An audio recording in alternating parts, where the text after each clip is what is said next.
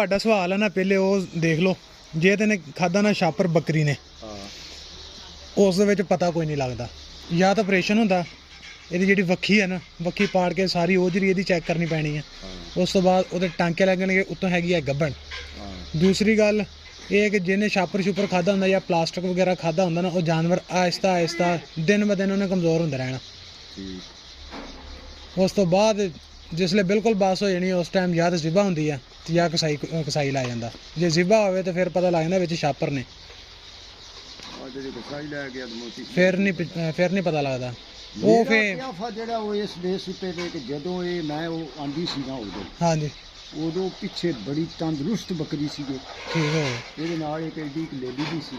ਅੱਛਾ ਜੀ, ਇਹ ਦੋ ਦਿਖੀਆਂ ਸਨ ਮੈਂ ਉਹ। ਅੱਛਾ ਜੀ, ਮੈਂ ਕਿਹਾ ਯਾਰ ਕੋਈ 2 ਮਹੀਨੇ ਕਢਾ ਦੇ। ਅੱਛਾ ਜੀ, ਚਰਾਣ ਵਾਲੇ ਨੂੰ ਦਿੱਤੀਆਂ? ਚਰਾਉਣ ਵਾਲੇ। ਅੱਛਾ ਜੀ, ਚਰਾਉਣ ਵਾਲਾ ਲੋਕੇ ਦੇ ਮੁੰਡ ਚਰਾਉਂਦਾ ਸੀ।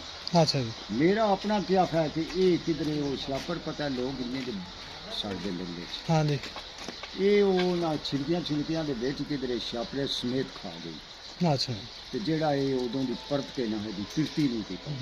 ਮੈਂ ਤੁਹਾਨੂੰ ਟੀਕੇ ਲਿਖ ਕੇ ਦਿੰਦਾ ਨਾ, ਇੱਕ ਦਫਾ ਲਾ ਕੇ ਦੇਖਣਾ ਇਹਨੂੰ, ਤੇ ਫਿਰ ਨਹੀਂ ਤੇ ਚਲੋ ਹੁਣ ਤੇ ਕਰਦੇ ਇਹਦਾ ਹੀਲਾ ਵੀਲਾ।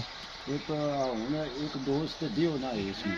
ਅੱਛਾ ਜੀ, ਤੇ ਇਸ ਕੱਲ ਬਾਕੀ ਦੇਖ ਕੇ ਦਿਓ, ਤੇ ਕੱਲ ਫਿਰ ਮੈਂ ਲੈ ਆਵਾਂਗਾ। ਠੀਕ ਹੋ ਸਿਵੰਜ ਵੀ ਲੈ ਆਵਾਂਗਾ, ਟੀਕੇ ਵੀ, ਤੇ ਉਹ ਦੋਵੇਂ ਕਿਸਮਾਂ ਲਿਖਿਆ। ਹਾਂਜੀ, ਤੇ ਫਿਰ ਇਹਨਾਂ ਕਰਨੀਆਂ ਹੀਲਾ ਬਣਨਾ ਵੀ ਇਹ ਦਿਲ ਕੋ ਉੱਠਣੇ ਬਹਿਣੇ ਨਹੀਂ ਜ਼ਰੂਰ ਹੋ ਗਈ। ਉਹ ਜੀ ਜੁੜੀ ਹੋਈ ਹੈ, ਜਿੱਦਾਂ ਜਾਨਵਰ ਬਹੁਤ ਜ਼ਿਆਦਾ ਕਮਜ਼ੋਰ ਹੁੰਦਾ ਜਾਂ ਠੰਡ ਲੱਗੀ ਹੁੰਦੀ। ਜੀ ਬਿਲਕੁਲ।